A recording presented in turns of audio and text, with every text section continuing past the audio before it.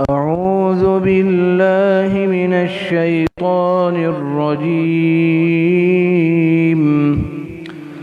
بسم الله الرحمن الرحيم.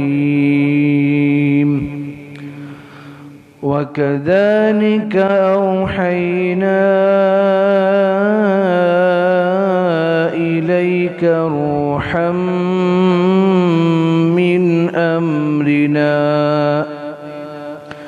ما كنت تدري ما الكتاب ولا الإيمان ولكن جعلناه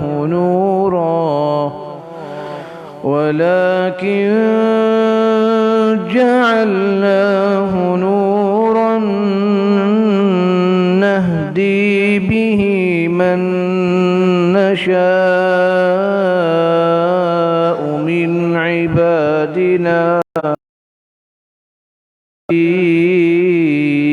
إلى صراط مستقيم.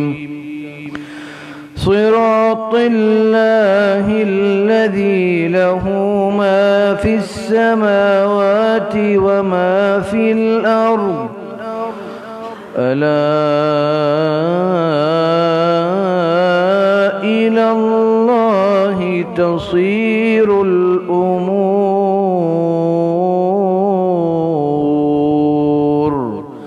صدق الله العظيم.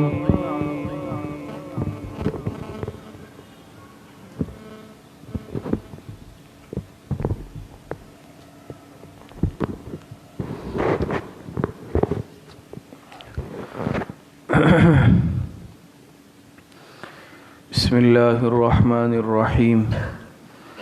نحمده ونصلي ونسلم على رسوله الكريم. أما بعد فأعوذ بالله من الشيطان الرجيم. بسم الله الرحمن الرحيم. قال الله تبارك وتعالى ولا يغتب بعضكم بعضا. وقال رسول الله صلى الله عليه وسلم الغیبۃ اشد من الزنا. صدق اللہ العظیم. قرآن کریم کی اس آیت مبارکہ میں اللہ رب العزت ارشاد فرماتے ہیں وَلَا يَغْتَبْ بَعْضُكُمْ بَعْضًا.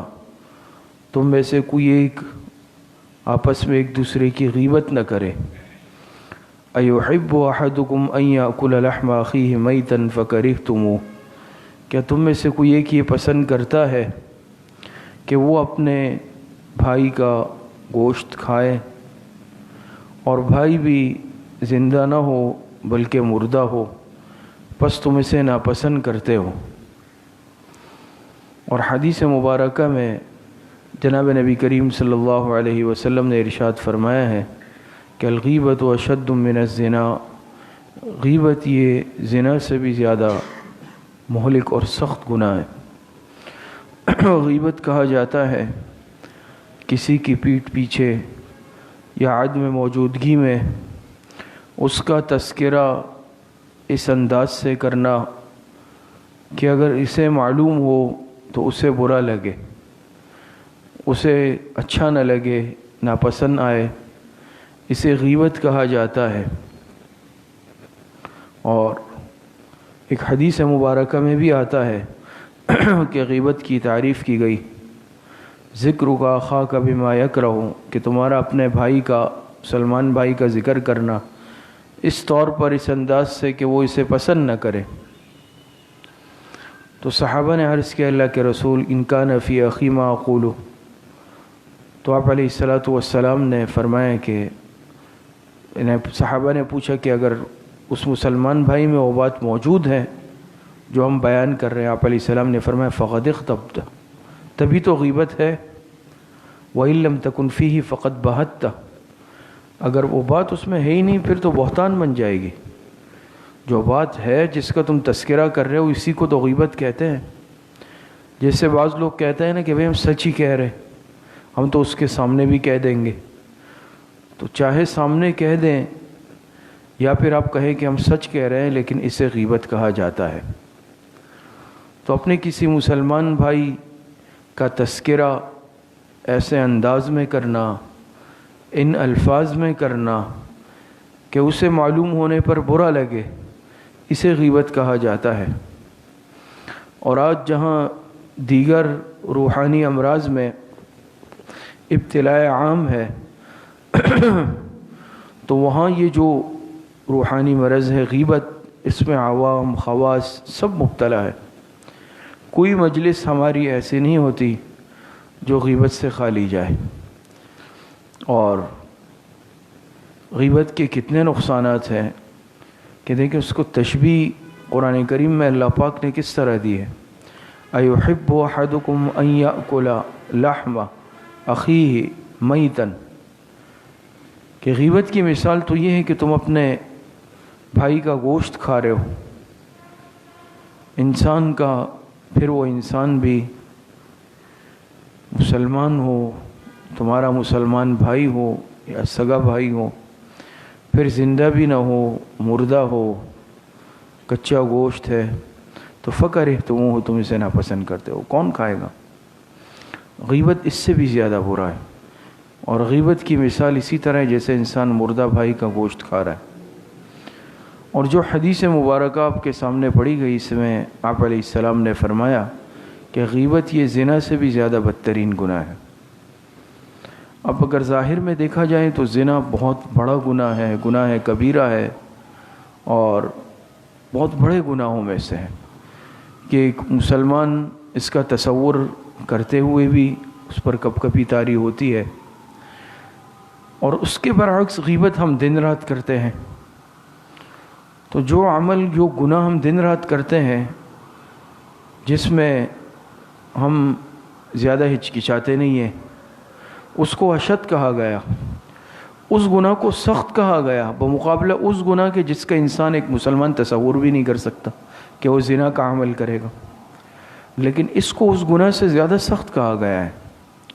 وجہ اس کی کیا ہے؟ تو ہم سب طلبہ ہیں اور آپ اس کی وجوہات پڑھ بھی چکے ہیں حدیث کی کتابوں میں، کہ ایک وجہ تو اس کی یہ لکھی ہے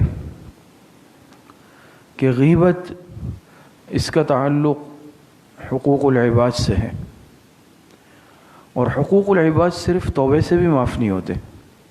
حقوق اللہ تو اللہ پاک کی ذات سے امید ہے کہ اگر توبہ کر لے سچے دل سے، اللہ پاک چاہے معاف فرما دے، لیکن حقوق العباد کی ادائیگی کے لیے صرف اللہ پاک سے توبہ استغفار کافی نہیں ہے، جب تک کہ جس کی حق تلفی کی ہے بندوں میں سے، اس کو اس کا حق ادا نہ کر لے یا معاف نہ کروا دے۔ اسی لیے غیبت کا گناہ علماء نے لکھا ہے کہ یہ صرف توبے سے معاف نہیں ہوتا، جن جن کی غیبت کی ہے ان سے معافی مانگنا ضروری ہے۔ اور اب آپ خود اندازہ لگائیں کہ کسی سے یہ تذکرہ کرنا، اس عنوان سے معافی مانگنا کہ میں نے آپ کی غیبتیں کی ہے، کتنا مشکل ہے۔ اسی لیے اس کو سخت کہا گیا، اشد کہا گیا، زنا سے بھی زیادہ۔ دوسری وجہ یہ ہے کہ اس کو سخت اس لیے کہا گیا کہ چونکہ ہم اسے بڑا گناہ عام طور پر نہیں سمجھتے، معمولی گناہ سمجھ کر اسے کرتے رہتے ہیں۔ زنا ظاہری بات ہے ہر انسان نہیں کر سکتا، نہ اس کو ماحول مہیا ہوتا ہے، اور نہ انسان کی ایمان اس کو اجازت دیتی ہے کہ انسان اتنا گھناؤنا عمل کر لے، تو اسے ایک بڑا گناہ سمجھتے ہیں تو اس سے اجتناب کرتے ہیں۔ لیکن غیبت کو ہم معمولی سمجھ کر نظر انداز کرتے ہیں، اور اس میں ابتلاء عام ہے، اسے چھوٹا گناہ سمجھ کر کرتے رہتے ہیں۔ اسی لیے اسے اشد کہا گیا۔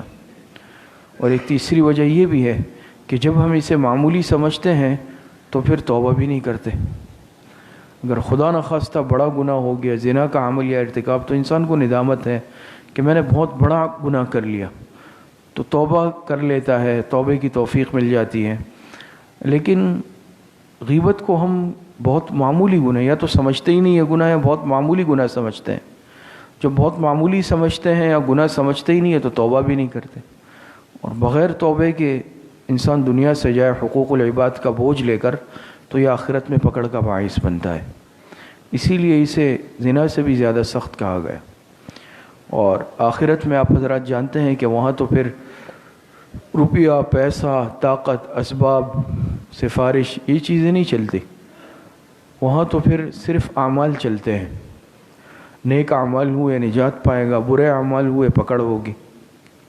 اور وہاں یہ معاملہ ہے کہ اگر کسی پر زیادتی کی، کسی کی حق تلفی کی، تو کیا ہوگا کہ وہاں پر بدلے میں، یا دنیا میں تو چلے بھئی اس کو کچھ پیسے دے دیے، اس کو خوش راضی کر دیا، کچھ دے دلا دیا، وہاں تو ایسا نہیں ہوگا، بلکہ اس ظالم کی نیکیاں اٹھا کر اس مظلوم کو دے دی جائے گی۔ غیبت کرنے والے کی نیکیاں اٹھا کر جس کی اس نے غیبت کی تھی ان کو دے دی جائے گی، تو یہ اپنی نیکیاں مفت میں اٹھا کر دوسروں کو دینے کا باعث بن جائے گا۔ اور ہمارے آپ کے اعمال ویسے بھی کیا ہیں، دن بھر میں ہم اعمال کرتے ہی کیا ہے، پھر کرتے ہیں تو اس کی حفاظت بھی کس درجے میں کرتے ہیں، ضائع کر دیتے ہیں۔ چہ جائے کہ پھر آخرت میں جا کے خدا نخواستہ غیبت کی وجہ سے، دوسرے امور کی وجہ سے ان نیکیوں سے بھی ہاتھ دھونے پڑ جائیں، تو بڑے ہی خسارے کی بات ہے۔ تو یہ نیکیاں اٹھا کر کیا کی جائیں گی، ان کو دے دی جائیں گی جن کی غیبت کی ہے۔ اور خدا نخواستہ اگر نیکیاں نہیں ہوئی یا ختم ہو گئی اور پھر بھی ایسے لوگ باقی رہے جن کی غیبت کی تھی، پھر کیا ہوگا، ان کے گناہ اٹھا کر اس غیبت کرنے والے کے نام اعمال میں ڈال دیے جائیں گے۔ تو دیکھیں نا، اندازہ ہوا، معلوم ہوا کہ یہ معمولی گناہ تو نہیں ہے، اس کی وجہ سے انسان اپنی نیکیوں سے آخرت میں ہاتھ دھو بیٹھے گا۔ حضرت امام ابو حنیفہ رحمۃ اللہ علیہ کے متعلق آتا ہے نا، فرماتے ہیں کہ غیبت جائز نہیں ہے، حرام ہے۔ اگر غیبت جائز ہوتی کسی کی کرنی تو میں اپنے ماں باپ کی کرتا، کہ کم از کم میری نیکیاں ان کو مل جاتی، لیکن غیبت جائز نہیں ہے۔ تو عرض کرنے کا مقصد یہ ہے کہ آج اس میں ابتلاء عام ہے، کیا عوام کیا خواص، سب کے سب اس میں مبتلا ہے۔ ہماری کوئی مجلس آج غیبت سے خالی نہیں جاتی۔ اسی لیے علماء نے لکھا ہے نا کہ انسان زیادہ کسی کا تذکرہ ہی نہ کرے، کسی کے متعلق زیادہ بات چیت۔ شروع میں تو شیطان اس طریقے پہ لگاتا ہے کہ بھئی میں تو اس کی اچھائی بیان کر رہا ہوں، میں تو فلاں کی تعریف کر رہا ہوں۔ کچھ دیر تعریف کروائے گا یا اچھائی کروائے گا، کرتے کرتے منفی پہلو شروع ہو جائیں گے، غیبت شروع ہو جائے گی۔ تو اسی لیے علماء نے لکھا ہے انسان کسی پر زیادہ تبصرہ ہی نہ کرے، نہ کسی کے متعلق زیادہ بات چیت کرے، کیونکہ انسان پھر غیبت کے اندر لگ جاتا ہے۔ اور یہ بھی یاد رکھیں کہ جس طرح غیبت کرنا حرام ہے، اسی طریقے سے غیبت سننا بھی حرام، غیبت کی مجلس میں بیٹھنا بھی حرام ہے۔ آج بڑوں کی بھی غیبتیں چلتی ہے، اساتذہ کی بھی غیبتیں چلتی ہے، اپنے بزرگوں کی، مشائخ کی بھی چلتی ہے، اپنے والدین کی بھی چلتی ہے، بہن بھائیوں کی بھی چلتی ہے، ساتھیوں کی بھی چلتی ہے۔ تو آج کتنا ابتلا ہے اس میں، کوئی مجلس آج ہماری اس کے بغیر شاید پوری نہیں ہوتی، یا ادھوری ہم سمجھتے ہیں اس کو۔ اور زندہ تو زندہ آج مردوں کی بھی غیبت کی جاتی ہے، کہ جو لوگ دنیا سے جا چکے ہیں، اللہ پاک کے ہاں پہنچ چکے ہیں، اپنا حساب کتاب اللہ پاک کو دے چکے ہیں، ان کی بھی ہم غیبتیں کرتے ہیں جو قبر میں موجود ہیں۔ تو زندوں کی غیبت بھی حرام، مردوں کی اس سے بھی زیادہ حرام۔ زندوں کی تو چلیں دنیا میں توبے کی توفیق ہو جائے، ان سے معافی مانگ لیں، لیکن پھر مردوں سے کیسے معافی مانگیں گے؟ اسی لیے انسان دنیا سے جو چلا گیا ہو قطعی طور پر اس کی برائی نہ کرے، برائی بیان نہ کرے، اس کی غیبت نہ کرے۔ دوسری بات کہ اس کا علاج جیسے میں نے عرض کیا کہ اس کے لیے انسان اپنی اصلاح کروائے، اللہ والوں کی مجلس میں بیٹھے، اپنے شیخ سے رابطے میں رہے، اپنے اس مرض کی اصلاح کروائے، اور اس موضوع پر جو ہمارے اکابرین نے، بڑوں نے، بزرگوں نے رسائل لکھے ہیں اس کا مطالعہ کریں۔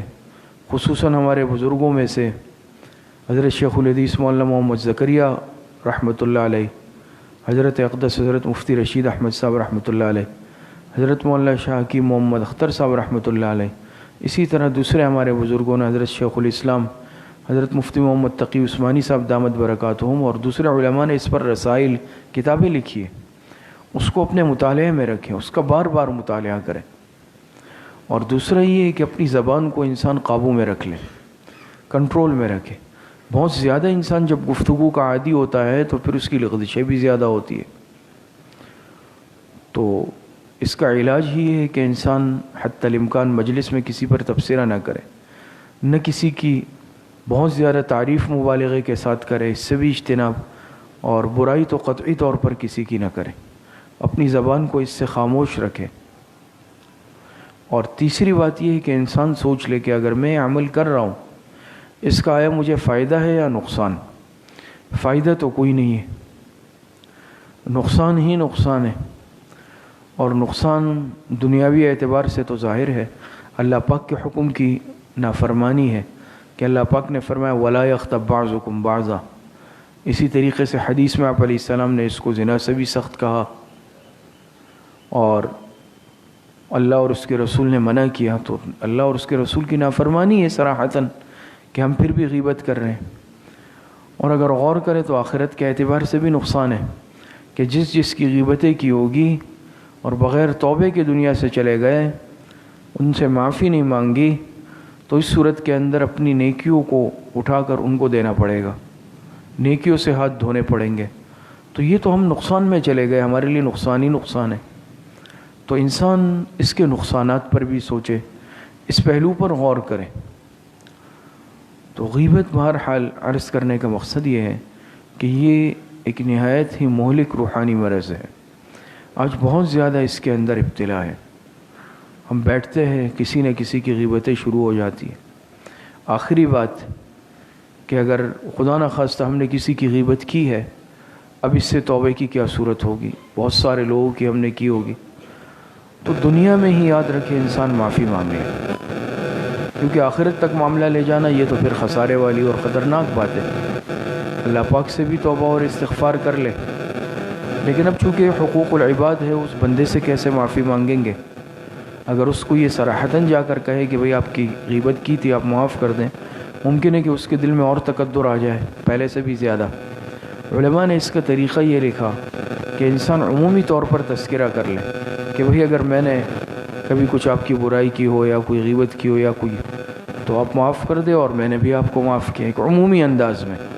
تو اس سے کہ اگر اس نے کہا معاف کیا تو معافی ہو جائے گی۔ اور خدا نخواستہ اگر جس کی غیبت کی تھی وہ دنیا سے جا چکے ہیں، یا جن کی تھی وہ معلوم نہیں ہے، رابطے میں نہیں ہے، تو علماء نے لکھا ہے پھر ان کے لیے ایصال ثواب کریں، ان کے لیے دعائیں مانگے زیادہ سے زیادہ، تو اس کی برکت سے بھی امید ہے اللہ پاک کے حقوق العباد اور یہ گناہ معاف فرما دیں گے۔ اور ہمارے بعض مشائخ وہ کسی کو بیعت نہیں کرتے تھے اس وقت تک، میرے بھائی جس کی غیبت کی ہے پہلے جا کے ان سے معافی مانگ کے آؤ، یا اگر ان کو خط لکھو معافی کا اور وہ خط لا کے مجھے دکھاؤ، وہ معاف کر دے تو پھر اصلاحی تعلق قائم کرنے کی اجازت ہوگی۔ اتنی احتیاط تھی، اور آج ہمارے ہاں بے احتیاطی کا کیا عالم اور کیا صورت ہے تو وہ سب کے سامنے ہے۔ تو بہرحال بہت ہی قبیح گناہ ہے، اس سے بچنے کی ضرورت ہے۔ اللہ پاک مجھے اور آپ سب کو صحیح عمل کی توفیق عطا فرمائے۔ وآخر دعوانا ان الحمد للہ رب العالمین۔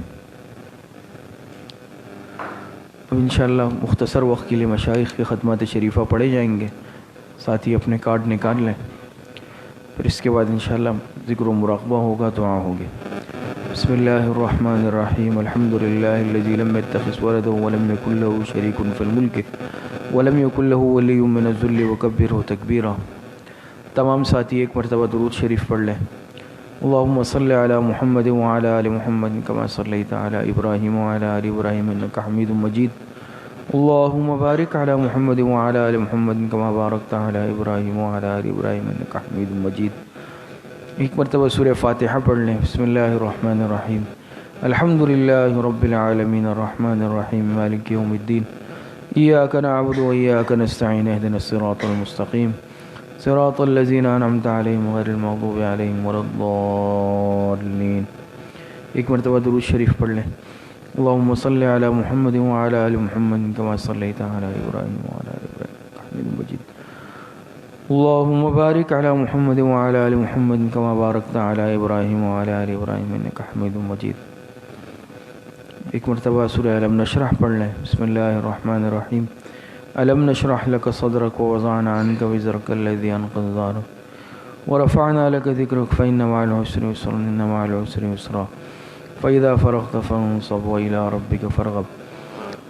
ایک مرتبہ سورہ اخلاص پڑھ لیں۔ بسم اللہ الرحمن الرحیم، قل هو اللہ احد اللہ الصمد لم یلد ولم یولد ولم یکن له کفوا احد۔ ایک مرتبہ سورہ فاتحہ پڑھ لیں۔ بسم اللہ الرحمن الرحیم، الحمد للہ رب العالمین الرحمن الرحیم مالک یوم الدین، ایاک نعبد و ایاک نستعین، اہدنا الصراط المستقیم صراط الذین انعمت علیہم غیر المغضوب علیہم ولا الضالین۔ ایک مرتبہ درود شریف پڑھ لیں۔ اللہم صلی علی محمد وعلی آل محمد کما صلیت علی ابراہیم وعلی آل ابراہیم انک حمید مجید۔ اللہم بارک علی محمد وعلی آل محمد کما بارکت علی ابراہیم وعلی آل ابراہیم انک حمید مجید۔ 7 مرتبہ پڑھے اللہم یا قاضی الحاجات، اللہم یا قاضی الحاجات۔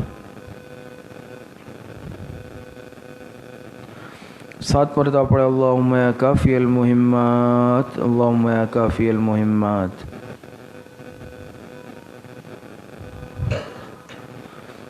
7 مرتبہ پڑھے اللہم یا دافع البلیات، اللہم یا دافع البلیات۔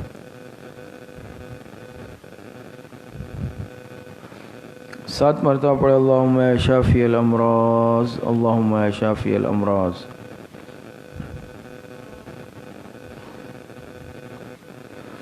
7 مرتبہ پڑھے اللہم یا رفیع الدرجات، اللہم یا رفیع الدرجات۔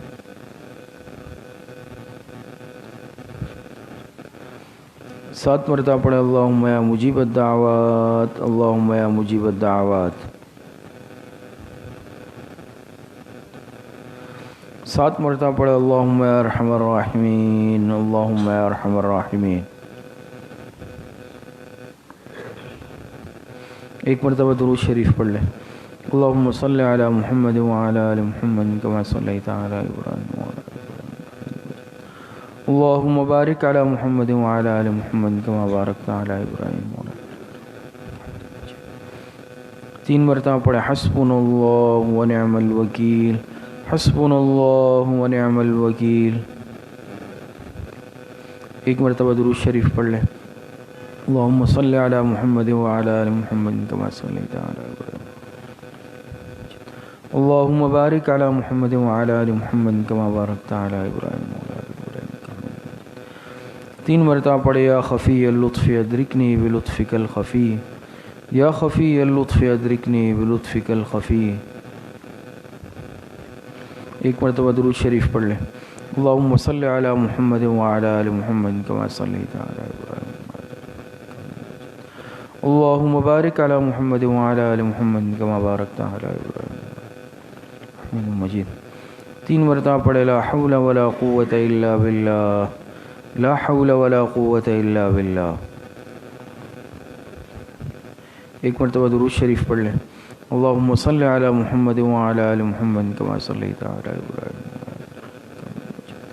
اللہم بارک علی محمد وعلی آل محمد کما بارکت علی ابراہیم وعلی آل ابراہیم انک حمید مجید۔ 3 مرتبہ پڑھے ذالک فضل اللہ یؤتیہ من یشاء واللہ ذو فضل علی المؤمنین، ذالک فضل اللہ یؤتیہ من یشاء واللہ ذو فضل علی المؤمنین۔ ایک مرتبہ درود شریف پڑھ لیں۔ اللہم صلی علی محمد وعلی آل محمد کما صلیت علی ابراہیم، اللہم بارک علی محمد وعلی آل محمد کما بارکت علی ابراہیم حمید مجید۔ 3 مرتبہ پڑھے یا لطیفا بخلقہ یا علیما بخلقہ یا خبیرا بخلقہ، الطف بنا یا لطیف یا علیم یا خبیر، یا لطیفا بخلقہ یا علیما بخلقہ یا خبیرا بخلقہ، الطف بنا یا لطیف یا علیم یا خبیر۔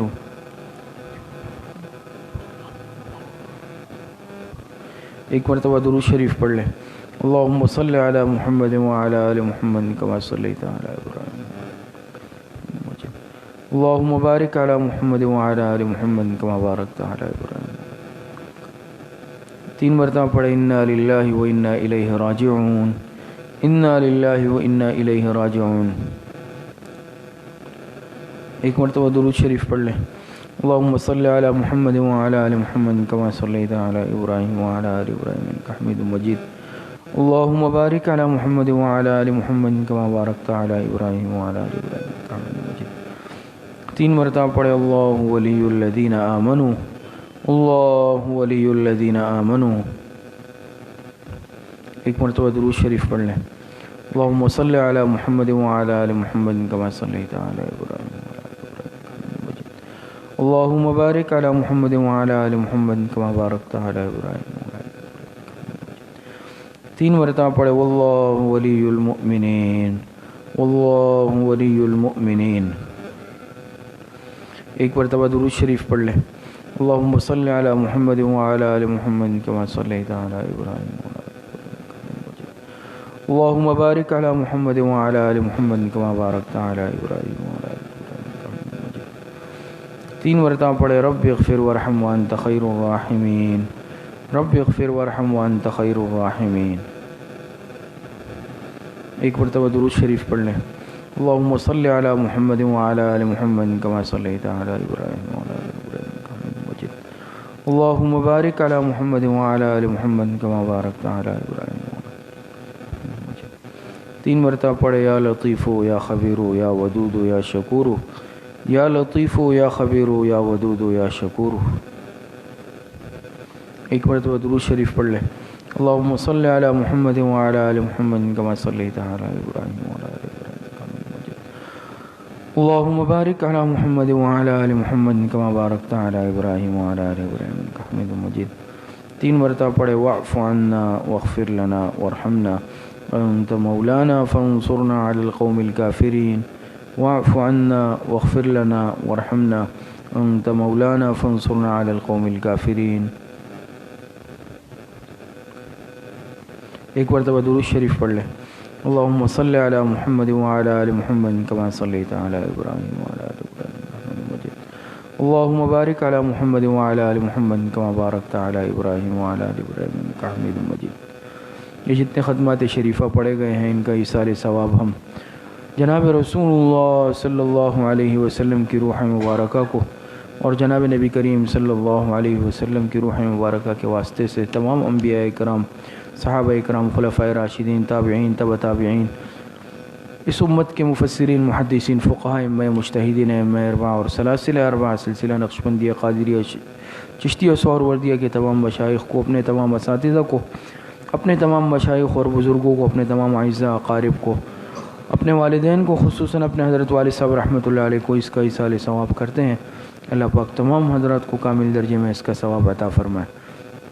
اب کچھ مختصر وقت کے لیے ذکر و مراقبہ کیا جائے گا. تمام ساتھی اپنے دلوں کی طرف متوجہ ہو جائیں, آنکھوں کو بند کر لے, سروں کو جھکا لے, اپنے دل کی طرف متوجہ ہو جائے, خیالات کو یکسو کر لے اور اپنے دل میں خیال کرے کہ اللہ رب العزت کی بارگاہ سے انوارات فیوزات برکات اتر رہے ہیں, میرے دل میں سما رہے ہیں اور اس کی برکت سے میرے دل سے گناہوں کا زنگ ظلمات میل کچیل دور ہو رہا ہے اور میرے دل کی ہر دھڑکن یہ کہہ رہی ہے اللہ اللہ اللہ.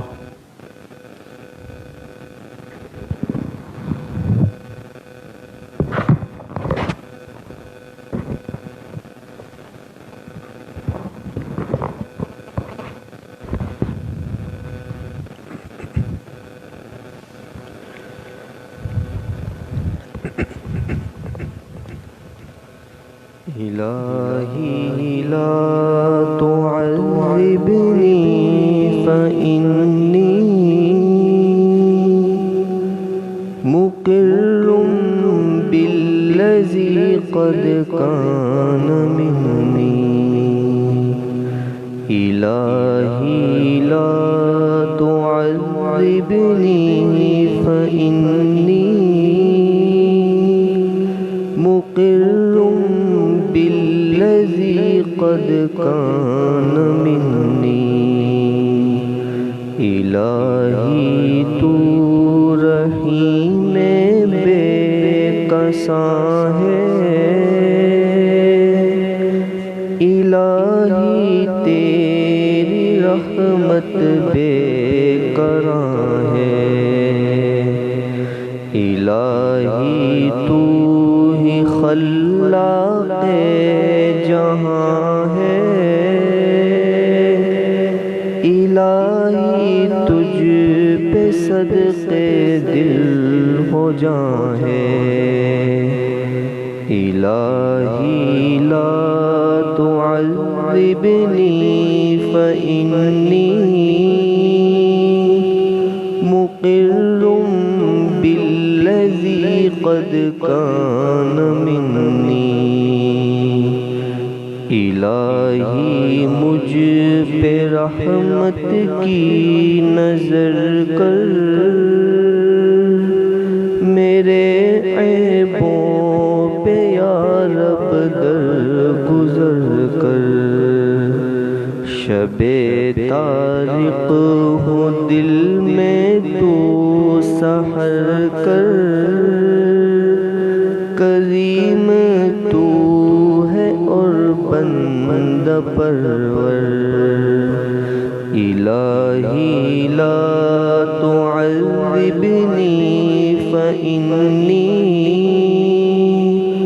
مقر بالذی قد کان منی سوا تیرے نہیں ہے کوئی میرا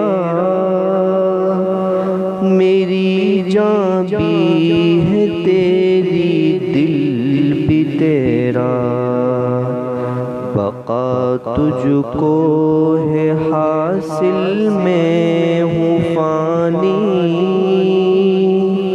تیرے قبضے میں میری زندگانی ندامت سے ہوں یا رب پانی پانی خدایا میں تیرا بندہ ہوں ثانی الہی لا تعذبنی فإنی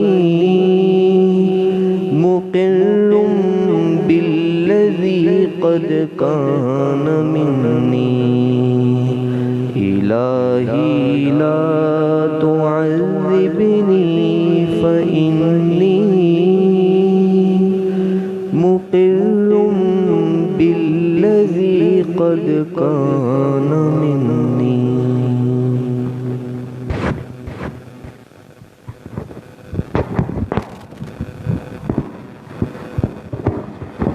الحمد لله رب العالمين والعاقبة للمتقين والصلاة والسلام على خير خلقه محمد وآله وأصحابه أجمعين ربنا ظلمنا أنفسنا وإن لم تغفر لنا وترحمنا لنكونن من الخاسرين ربنا آتنا في الدنيا حسنة وفي الآخرة حسنة وقنا عذاب النار وصلى الله وسلم على نبينا محمد وآله وأصحابه أجمعين برحمتك يا رب.